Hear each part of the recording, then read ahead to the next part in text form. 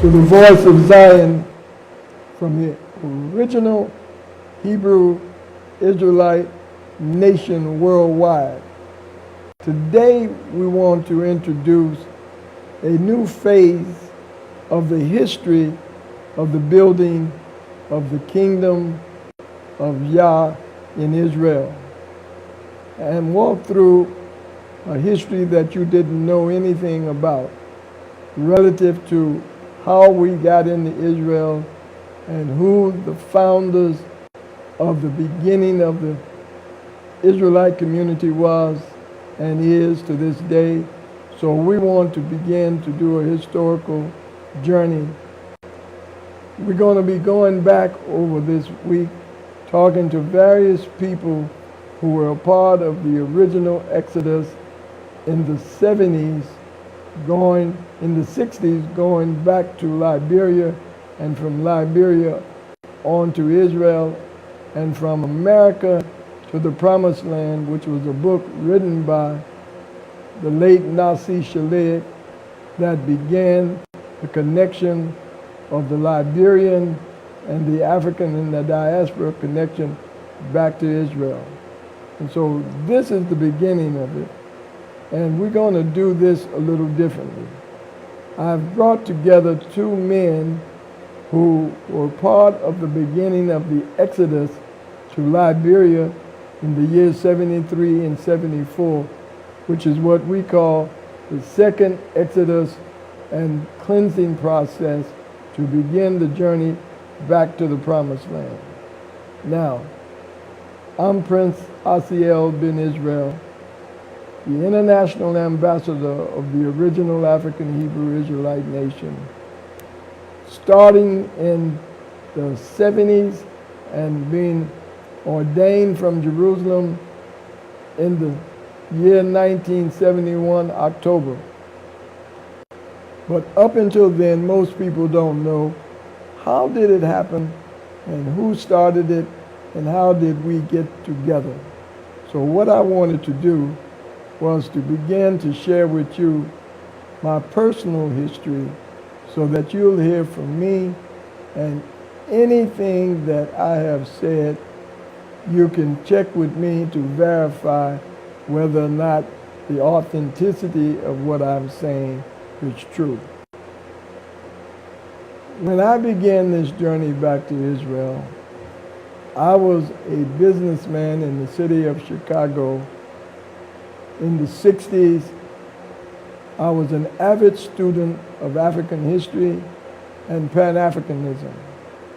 I was a member of the Alpha Phi Alpha Society of Brotherhood, of the African Brotherhood, started in 1906 at Cornell University in Ithaca, New York.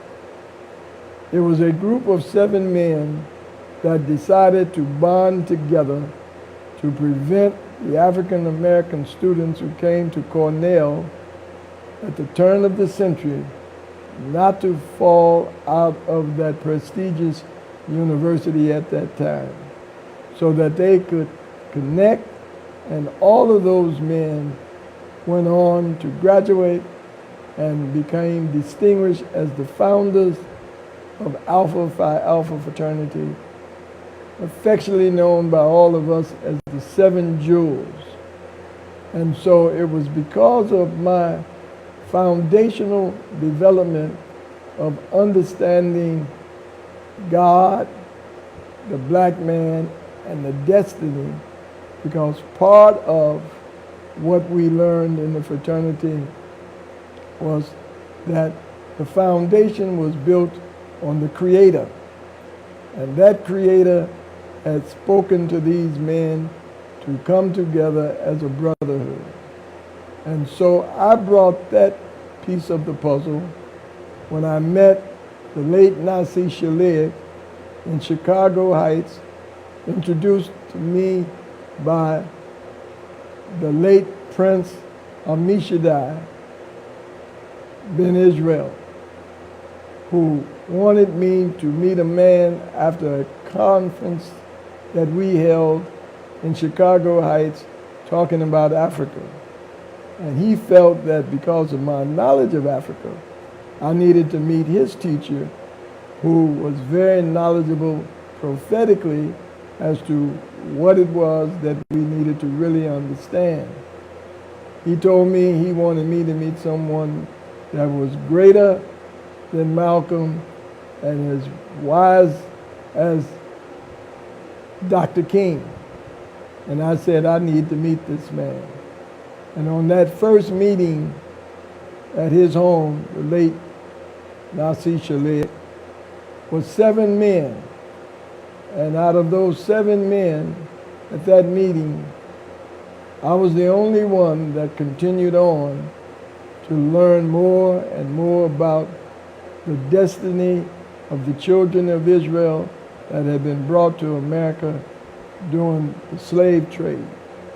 And he began to walk me prophetically through the scriptures and the Hebrew manuscript, documenting the journey from Israel, Northeast Africa, to the Americas, and the journey back that was began by the Abeda congregation on the south side of Chicago that began to congregate and talk about going back to Africa vis-a-vis, going back to Israel vis-a-vis Liberia, because it was based on that had to be a way back that would not take a people that had been corrupted straight into Israel, because we needed a cleansing period. And the leadership thought at that time, the congregation was the leadership, and voted to bring about that reality. And there are those still alive in America and in other parts of America that we will be interviewing to give that full history and their version of what took place. And we intend to continue to develop and document the history of the journey from America back to the Promised Land. A book that also Prince Shaliak documented in his research and study. So that's the platform that we're laying down today. And from that platform, you will see that there were 2 sets of Israelites. One that was part of what we call the international team, working to bring about the return of the children of Israel to Israel, and that was under the authority of Prince Asiel ben Israel as the international ambassador to the African Hebrew Israelite community of Jerusalem. Now, out of that portfolio, I was able to go and begin to develop men and women who were contextualized by my interviews on radio and television and interviews in newspapers and magazines in America. This is the beginning of a documentation and an introduction to the book that I have written and have done, so that it's a matter of record for history to judge whether or not what I'm saying is true. So what I wanted to do today was begin by introducing 2 brothers who met me on the journey back to Israel. They started in Chicago on the south side in Hebrew communities, but ultimately went to a place called East in Chicago that was a cultural gathering place for conscious black men and women during the 60s and 70s. And so one of the first men I want to introduce is Kohen Malachi, so that he can give a history of his background and why in this day he's part of the rebuilding and re-strengthening the children of Israel in Israel. Brother Malachi, welcome. Welcome to Worldwide Hebrewisms, from the new platform to repair that which we, you, and many others went to build in the beginning of going into Israel. So please introduce yourself to the audience and to the worldwide community, and what role you played 40 years ago. Okay. Thank you, Prince. It's my pleasure to be here. And I really enjoy when you present this information because I know it motivates others and inspires them like it did myself. My name is Malachi HaKohen, and you can find me really working with the Prince as close as I can because he's so much to offer us and so much to learn from him. Now, my background from Transitions East was, we had a restaurant. It was called Transitions East. And we had a place where we had classes at. That was called the African Flea Market. And they were both on 79th Street over east in Chicago. We had classes at the African Flea Market. And of course, at the restaurant, we had jazz music. We had, sandwiches. We had all kind of vegetarian food. It was one of the first vegetarian spots on the south side of Chicago. It goes back to 70? Whoa. I got to say the early 70s, at least 72, right. 71. And so from that particular location, many brothers came from there. Many musicians came from there. Actually, the Montu Dance Troupe was part of that organization out of Chicago. They played there. They played drums, danced, and well as jazz music. So we had many entertainers come by there. So our portion there was to learn who we were, participate in the program, and later we found ourselves heading over to Liberia, West Africa. And so that kind of gives you a synopsis of where we were going. We learned who we were as far as being Hebrew Israelites, and we began to study more and begin to eventually transition ourselves out of America, where we ran straight into Prince. So can we continue with that?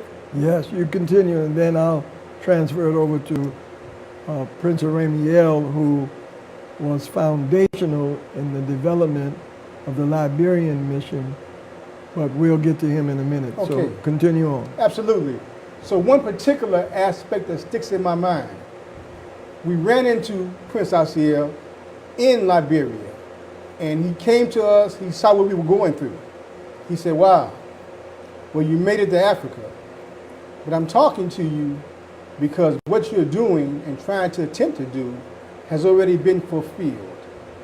And that really brought chills through my body to understand what he was saying, that we've done this already. We went through this wilderness in Liberia. It's time for you to go up to Israel, for you to see the promised land. And none of us had seen the promised land. We heard about a group that was there, but our focus was strictly on Africa and trying to survive in Liberia and being more acquainted with how to actually survive in Africa. Later, we sent a representative up, and the story goes on. He came back and said, it's real. There's an actual community there. There's actual people there living off the land, eating the right kinds of food, learning about Yah, and we were just in shock. But that was the beginning of our acquaintance with the Promised Land. So of course, later in time, other things occurred, but later in time, we did go up to the Promised Land, and we became part of the larger community at large. So that was some of the historical steps that took place from Liberia for our mission to the Promised Land. Ramiel, pick it up. You're in Liberia now. What was your motivation for going to Liberia back by ship? Okay. To begin with, I had decided at a certain point that it was time for me to take my family and move back to Africa. I had heard about the move that had taken place several years earlier when the group that was at that time in Dimona, Israel already. Right. But we decided to go to West Africa, to Liberia. I went over there. started a construction company, worked with the National Housing Authority in Liberia, built several communities and housing projects. Eventually, I started a company of my own called Nation Builders. And of course, the whole concept about Nation Builders was we were there to build the nation. And in the process of making that become a reality, one day a distinguished individual came to Liberia from Israel. We knew about the community in Israel, but we had not had a direct link to them. When Prince Asiel came to Liberia, and like Malachi said, he told us, he said, well, what you're doing, we've already done. This particular phase of it has been completed. It's time to move on to the next station as it relates to this particular railroad. That's right. And as a result of that, Liberia became a railway station for the new underground railroad back to Africa and the Holy Land. And as a result of that, Prince Asiel became our mentor, and he became the representative from Israel in our midst. And a lot of the things that we had not previously understood, he helped us to understand those things and incorporate them into our lives. So we began to build a way station. We began to build a way to bring people from America back to the promised land, but not directly. They could have an opportunity to come to Liberia, live, learn, and shake off those nigritudes that America had, and at the same time begin to provide for them a means of preparing to go into the Holy Land. And so that's what we became. We became a stopover period for those on their way to the Holy Land. So that particular part of the Jerusalem experience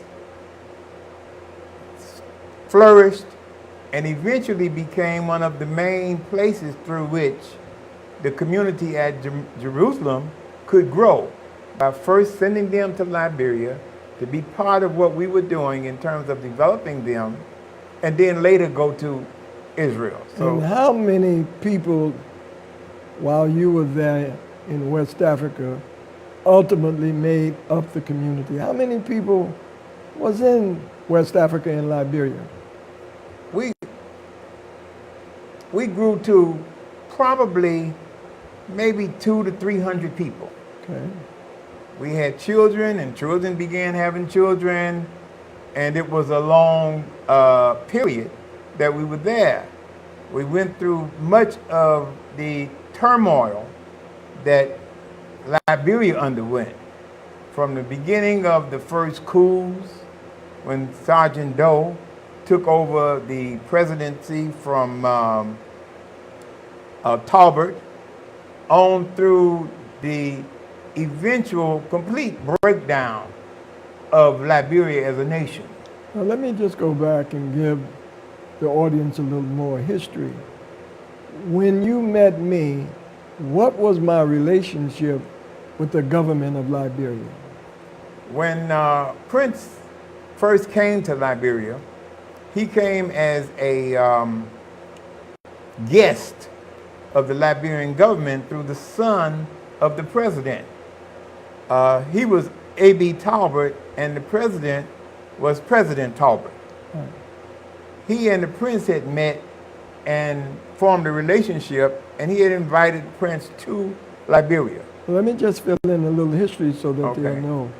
In 1974-75, that was a sixth Pan-African conference that goes back to when Jomo Kenyatta and Kwame Nkrumah and Sekou Touré and other Africans who were freedom fighters fighting for the liberation of their countries were organizing themselves as Pan-Africanists. And so that year, 1974, a sixth Pan-African Congress was called.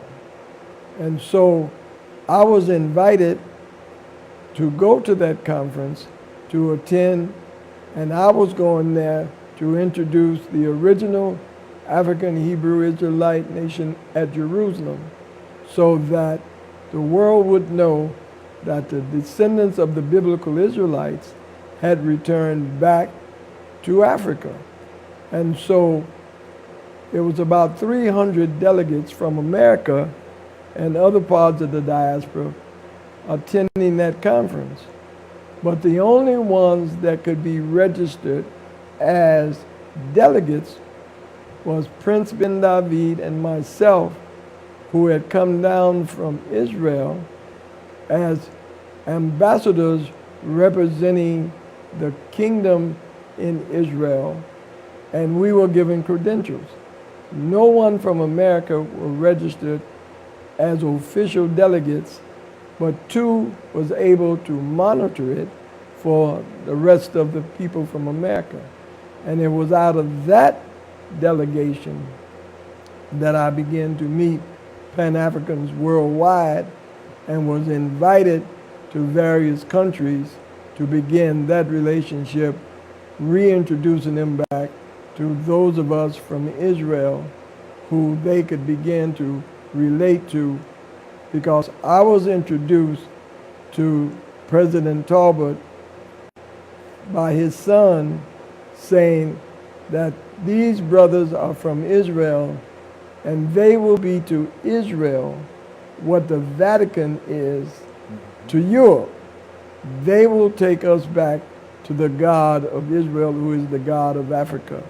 And that began my relationship at the very highest level, because of those who do history will read that he was the president of the National Baptist Association worldwide. And as president of the country, he had a special feeling.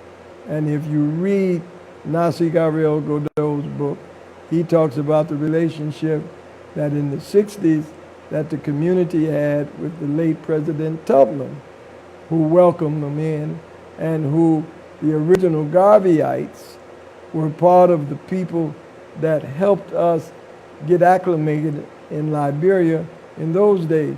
So all along this journey, the Creator had made people be in place to receive us at the highest level, to begin to acclimate us back, not only to Africa, but to being welcome on the continent again. So Malachi, in the early days of connecting with me, one of the great skills that you had and still have was that of communication. And because it was very expensive to make phone calls, and it was very difficult to make telephone communication back and forth to America, you developed what? I developed what you call an amateur radio station. So the amateur radio station is sometimes is used for the word ham radio. And I was able to use that particular unit to communicate to Liberia during the coup in Liberia. Now, a strange thing occurred. During the coup, a brother that was there, Brother Abdullah, he had a unit there that was powered by solar energy. So he was able to charge at nighttime, and in the morning, he would communicate to me. And then sometimes vice versa. But he was able to communicate to me about the community there and how they were doing and where they were and how everyone was feeling and how was the children. So every day and every night we would communicate for maybe a short period of time, because his charge wouldn't last that long. We communicated, and then later, parents and family members began to contact me about, of course, their children. How's my child doing in Liberia? I heard you had a way to talk there at nighttime. And so I said, sure. And later, we developed what you call a phone patch. The phone patch allowed me to actually bring a person online through the radio system, transfer it over through the radio units, the airwaves, to the other side. So what we found, we had people in Liberia, the community, talking to their family members in the States over the airwaves, over two-way radio units, from one country to another country, out of the continent of Africa into the United States. And that was on a continual basis until everyone was safe and sound. I wanted this history introduced so that the children that were not even born and grew up at this time would understand that the community worldwide was as active as the community, and more so in America than it was in Israel at the time, because the Israelis would not permit none of the adults to have jobs, and when they did get them, they did not pay them, and the treatment was horrible. So I began to develop political relationships in Africa so that our people who wanted to leave America could come.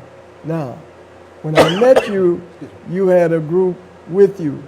Name some of the people that are now in Israel that was part of the community that I brought together that had joined you from Chicago in the 70s over there.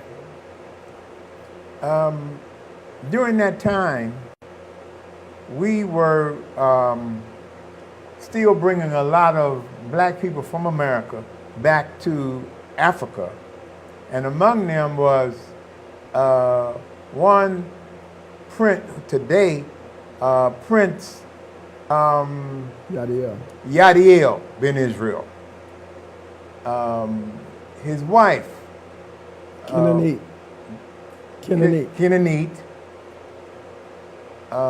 brother Ben Kael, and his wife Yafa, Yeshaya, brother Yeshaya, Sister Ariella. Sister Ariella. In fact, it was a group of those who came as a result of their connection first with the group I had been involved with that Malachi was a part of, but Prince Asiel brought them together and eventually helped them to come to Liberia. That's the only way that most of the people got from Chicago, Yeshayu, Ben Kael, Yafa, to Liberia, Right. was because I met them and told them, if you're an Israelite, then this is what the Israelites have done since you became an Israelite. And I began to teach classes because I had been deported in '73. And so I came back by the will of the Creator to begin to lay foundational information, because remember, in those days, you could not travel out of Israel, and Ben-Ami was not able to travel back to America for 24 years. But during that whole 24-year period, while he was under country arrest in Israel, the people continued to journey up to Israel.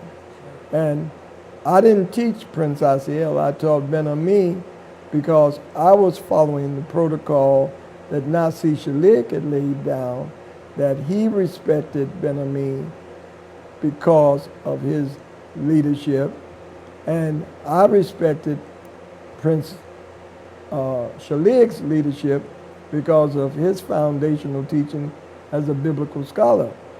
But in the beginning, we sort of divided the responsibility into three sectors. The spiritual leadership was under Ben-Ami. The structured government leadership was under Prince Shalir. The international portfolio was under Prince Asiel. And we were not trying to improve on the quality of anybody's portfolio, because we felt it would take time for everybody to develop to the level of expertise that was needed. But because they had a zeal and they were prepared to do the research to get the knowledge, everybody grew their ability. And so I'm saying this because when I met Arameel, he was already a successful businessman with a construction company, building embassies for the Nigerian embassy, building housing in Liberia for people who could afford it. He also had a team of workers. Paul Buchanan, better known as Avidan. And so we had other brothers who was part of your construction team. Can you give a shout out to some of them so that they will know that the books of history will record their contribution for building the bridge to Israel? Certainly, the brother you mentioned, Avidan, who was Paul Buchanan at the time, he and I had gone to Liberia together on a ship. I took my wife and my two daughters at that time, my two eldest daughters, they were my only daughters at that time, to Liberia. We went on a ship, my wife Asiel and me and my two daughters, and brother Paul Buchanan, who later became Avidan, he and his wife Yosefah. At that time, her name was, I forgot her name now. It's too far back. It's okay. Right. But anyway, we went together on a ship back to Africa. Later, we became, as I said, a foundation for a lot of others coming to Liberia who had been part of our community here in America. Well, let me say this. Without your vision and Avidan's vision, the people in Liberia could not have survived because you were the only source of income that could provide food, clothing, and shelter for those refugees coming out of America who wanted to go to Israel but needed a way station in order to develop fully the prophetic understanding. So that's why we're doing this oral history, so that our children and children's children will know how it is that we journeyed from America to the promised land. So what I want to do is begin to fill in so that Yosefah, I think, is still in Israel. And she went there based on what she learned about Israel from those who came down from Jerusalem to be there. And one of the first priests to go on the foreign assignment is Asiel HaKohen, who's in Israel right now with a Amuta, or 501c3, called A New Day. And Ishayu is the vice president of a Amuta, 501c3, called Better World, to continue the work that he and others have done that was ostracized for not accepting things as they were deteriorating, so that he would know that the Creator is still speaking to individuals who will be obedient. And I fall in that as well. We did not spend 40 years of our life to pretend that we are ignorant or stupid and didn't understand what we went there for. So I ask everybody to ask yourself, why did you originally go to Israel? Did you go there to lose, or you went there to get closer to the Creator? And so I ask you, ask yourself, are you closer to the Creator today than you were when you first went there? And if not, ask yourself why. So Malachi, you are now a Kohen, and you had pulled away from the community for years. Yes. And during that period of time, what have you been doing that qualifies you to speak spiritually and prophetically about the children of Israel? Well, one, I continue to study. I never stopped studying. I studied the scriptures, I studied the Hebrew, but also I went on to other institutions and I studied metaphysics. I got a better understanding of terminology and a lot of the historical content of words and where they came from. and I began to understand the metaphysical view, the higher meaning of a lot of the stories, the higher meaning to a lot of the words. And so that particular studies helped me a lot in understanding scriptures, a lot of the historical content in the scriptures, as well as the prophetic content of the scriptures. So putting all this together, the Hebraic mind, the metaphysical view, the new thought, as it's called today, gave me an understanding that this was the time to be working in such a movement like this, but on the next level. It's very important because I don't want people to think that I'm making people anything. I'm just providing a platform that you could demonstrate what the Creator has given you, and people around the world will know that whatever contribution they have for the rebuilding and the repairing of God's people, this platform called Worldwide Network of Intelligent Godly People. You don't have to be a Hebrew. You don't have to be a Muslim. You don't have to be a Christian. You don't have to be anything but a desire to rebuild and repair the human being that is spiritual. There is no difference between male and female in this kingdom. If there's a king, there's a queen. If there's a prince, there's a princess. And so all of the women coming in at the level of high intelligence in God's kingdom that we are repairing, the men are priest prince, meaning that they are qualified and have been vetted to determine their ability to discern spiritual and prophetic things, and so are the women.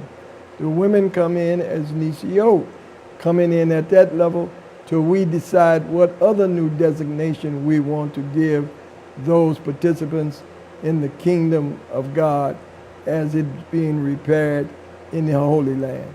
So with the writing of the whole house of Israel by Kohen and Navia, this is not a black kingdom, it's not a white kingdom, but is what the prophecy said, a speckled bird. Jacob's coat, Joseph's coat of many colors. So people from all around the world with a spiritual direction is looking to see what they can do coming out of the Holy Land. Just like the prophet Isaiah said, and many nations shall come up to Jerusalem and inquire of the God of Jacob to learn of his ways and beat their weapons into plowshares and pruning hooks. This is the beginning of that process that is spoken about in the book of Isaiah. So I wanted people to know what it is that we're talking about and what it is that we're doing. This is the beginning of the second phase of that journey. Now, Ramiel, once you got to Liberia and once you began to study what had been done in Israel, what was your thinking after that? Well, it was that, first of all, that the prophetic direction was already set, that it was time for all of our people to return. I had already determined that I was going to return because I was back. I was living in Africa. And we became the underground or overground railroad for that period to continue to facilitate that. And that's what we did. We became a stopover where people could learn to live and become Africans again and to embrace the thoughts and ideas and beliefs that sustained us for thousands, maybe millions of years. To get back to that, to shake off those shackles that slavery had put on us and all of those years of degradation in America. So it became that particular place. And the community in Dimona, Israel, grew in a fantastic way as a result of the Liberian mission becoming part of the community at Jerusalem. Absolutely. And the reason that's important is that in 1971, the Israeli government officially stopped African Hebrews from coming to Israel. And so creative ways had to be built in order to continue to replenish and to create a supply line from America and other parts of the world that would support the children and the women and the families that were in Israel. And so we started constructing the divine family. And it wasn't based on your religious beliefs, but on your work and commitment to a better life and a better place on this planet for those that had been in the captivity of being scattered around the world under white supremacy, also known as white racism. It wasn't just in South Africa that we saw it blatantly done, but in America up until the late 60s, apartheid was real because in 1895, Plessy versus Ferguson became the law of America, that everything was segregated and separate by law. And it wasn't until 1954, 55, under the Brown versus Topeka, that segregation was broken by the Warren Supreme Court that began to say separate but equal was unconstitutional. And it was the great African-American lawyer, Thurgood Marshall, that argued before the Supreme Court and won the right for the African in America to begin to come out of his sleep legally. And many of us then began to study the Torah to see how did we get in this condition in the first place. And when we realized it was because of our not following the instructions given by the teachers or the creator to us as a people, when he said, do not eat of the tree of the knowledge of good and evil. The day that you eat thereof, thou shalt surely die. And so Moses had said in the 29th chapter of Deuteronomy that I put before you this day life and death. And then he gave them the answer. He said, choose life and live. Mm-hmm. And I'm saying to the people worldwide that want to live, the voice coming from Zion is saying to you, it is time now to return back to truth. Not a personality, not a man, not a woman, but truth is the only weapon that the Creator has given us that will destroy the lie. Only lies can be destroyed by truth. And the truth will set you and keep you free. So what I want to do now is say to the listening audience, this is just the beginning as we continue to get organized, as we continue to develop all of the programs. We're going to bring in the men and the women over the last 50 years who played a major role. We're setting up a worldwide television network. We've heard from Venezuela, from Brazil, from Nigeria, from Ghana, from South Africa, and the tribes of Israel scattered. We heard from Europe, from the mountains in Eastern Europe, from Russia.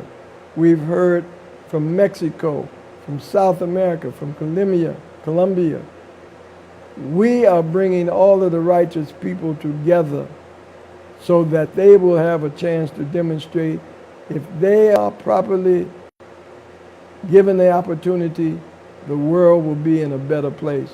So this is just part one of an introduction to a continual oral history presented to you on a weekly basis so that your children and you will know.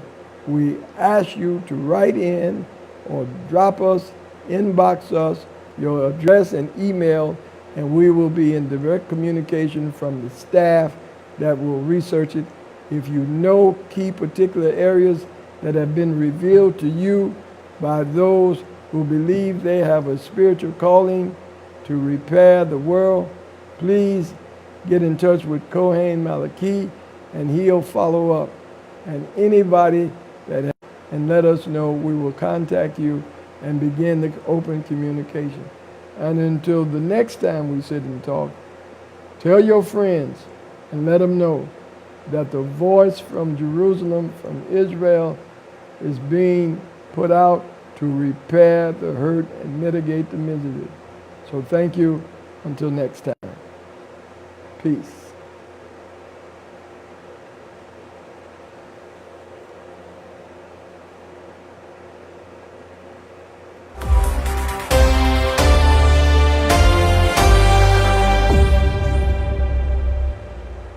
What you think?